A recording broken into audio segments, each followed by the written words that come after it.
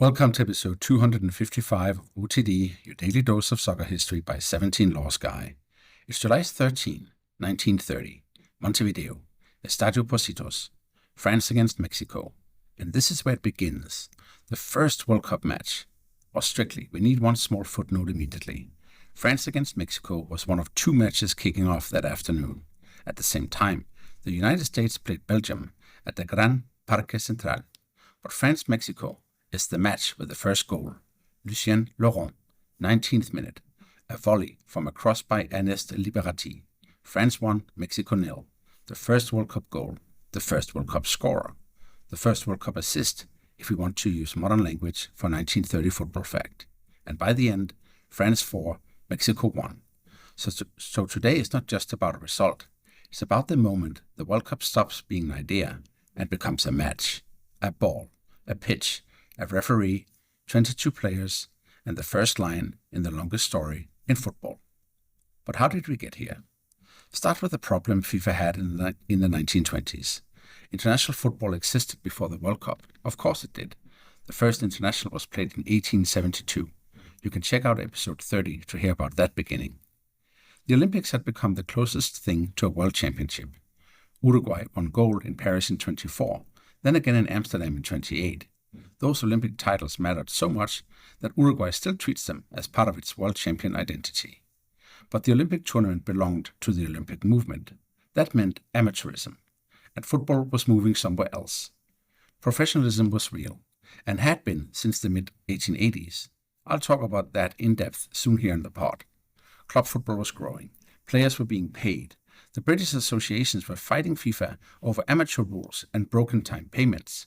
The idea that players could be compensated for lost wages.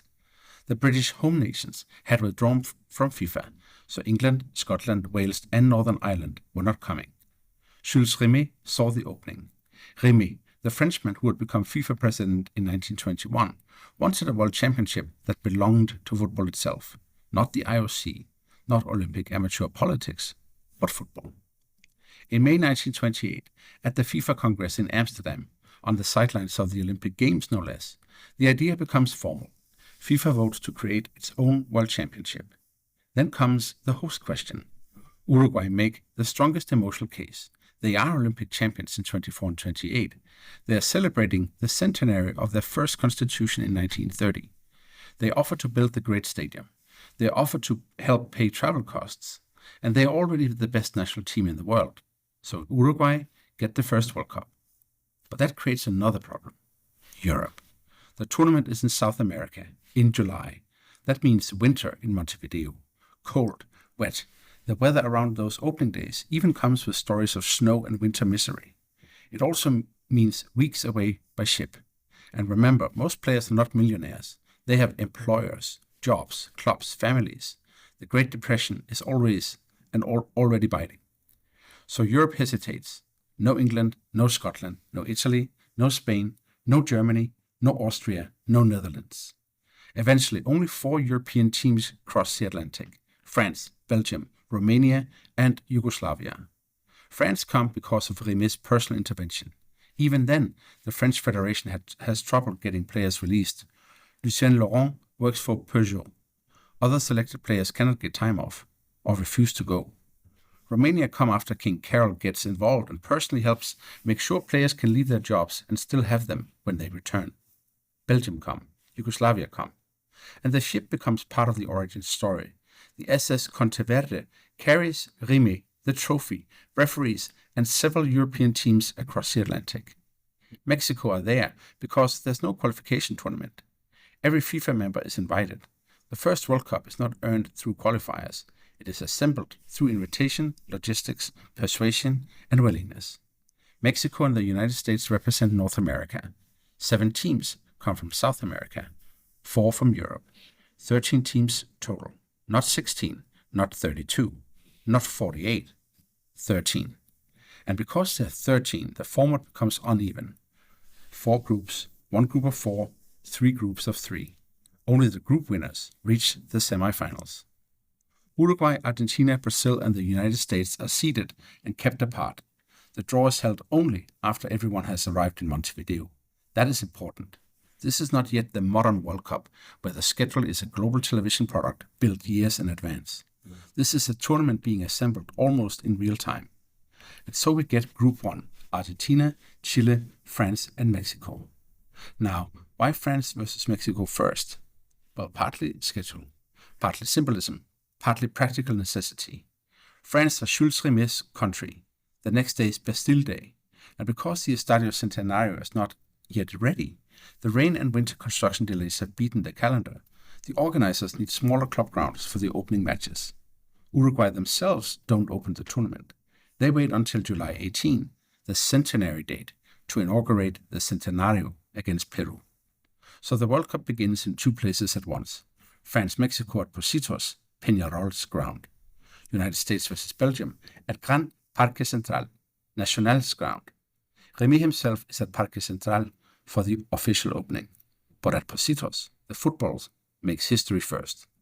The venue is small. Attendance is 4,444, not 80,000, not a global television audience. 4,444 people in the cold watching something no one yet knows how to measure. The referee is Domingo Lombardi of Uruguay.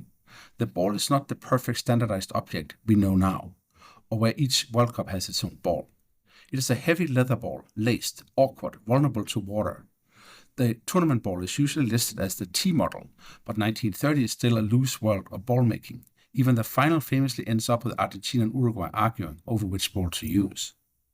The lineups are the first World Cup lineups. France have Alex Thépot in goal, Alexandre Villaplin as captain, Etienne Madler, Marcel Capel, Agustin Chantrel, Marcel Pinel, Edmond Delfour, Marcel Languillère, Ernest Liberati, Lucien Laurent, and André Machinot. Mexico have Oscar Bonfilio in goal, Rafael Garza Gutierrez as captain, Manuel Rosas, Efraín Amezuca, Felipe Rosas, Alfredo Sanchez, Juan Carreño, Hilario Lopez, Dionisio Mejia, Luis Perez, and José Ruiz. Names that feel almost fragile now, not because they were small, but because they were first. The match begins, and in the 19th minute, the World Cup gets its first act. Liberati crosses. Laurent meets it. Volley. Goal. France 1, Mexico 0. There's no choreographed celebration, no corner flag camera, no replay. Laurent later said they congratulated each other, but not the way players celebrate now. Then the first World Cup injury drama. French goalkeeper Alex Thépot is hurt after a collision.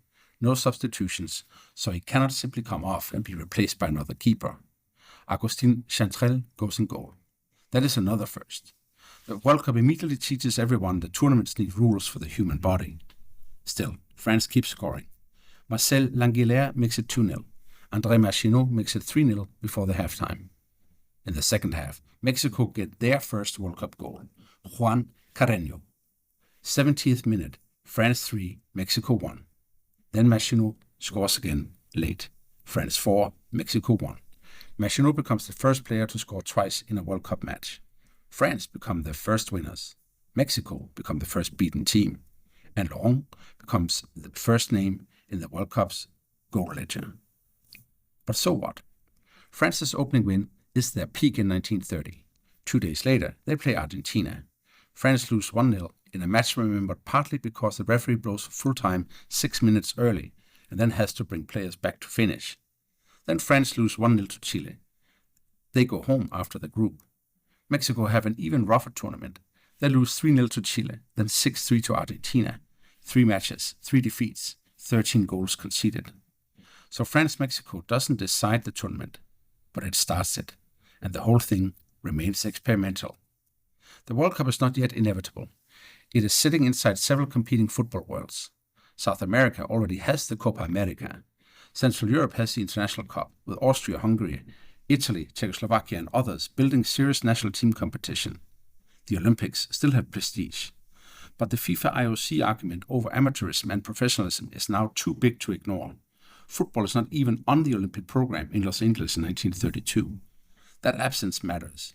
It creates space. The World Cup fills it. Then Italy in 1934 proves the concept. Now teams have to qualify. 32 enter, 16 reach the finals. The tournament is in Europe. It is also politically compromised by fascist Italy, of course, but structurally, the message is clear. The World Cup is no longer a one-off experiment. It is the thing.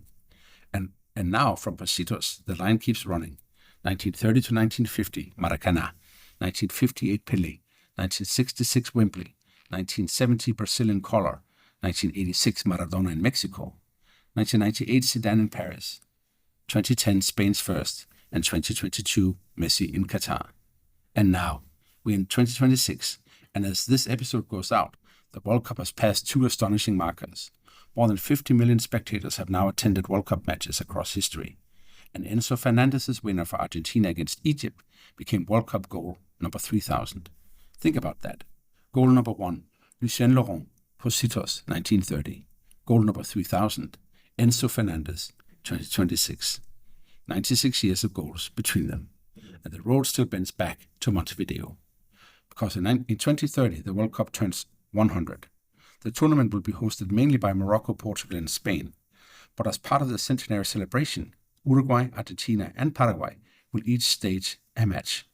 And the opening game is planned for the Estadio Centenario in Montevideo. Not Pocitos, because Pocitos is gone, demolished, absorbed into the city. But Montevideo has recovered the memory. Researchers found the approximate old location of the pitch. There are markers now, a line for the center spot, a concrete arch marking the goal where Laurent scored. That might be the most beautiful detail in the story. The first World Cup stadium disappeared, but the first goal still has a place. Before we go, 3 things to take away from July 13, 1930. First, the World Cup began as an act of governance imagination. Jules Rimet and FIFA wanted football's World Championship to belong to football, not to the Olympic argument over amateurism. Second, France-Mexico is both simple and complicated. It was one of 2 simultaneous opening matches, but it gave us the first goal, the first scorer, the first brace, the first injury crisis, the first entry in the matchbook. Third, every giant institution starts small. The World Cup began with 4,444 people at Pocitos in a cold Montevideo winter with a heavy ball and players who needed time off work. On this day in 1930, France beat Mexico 4-1 in Montevideo. Lucien Laurent scored the first goal in World Cup history, and the tournament that would become football's greatest stage finally kicked a ball. That is all for episode 255 of OTD, your daily dose of soccer history by 17 Laws Guy. Please rate the show 5 stars so it can keep climbing the charts and we can welcome new listeners to OTD. Tomorrow, we'll go to July 14, 1989, and Oscar Ruggeri being sent off against Uruguay in Copa America, 6 days after he had been sent off against Uruguay in Copa America. See you then.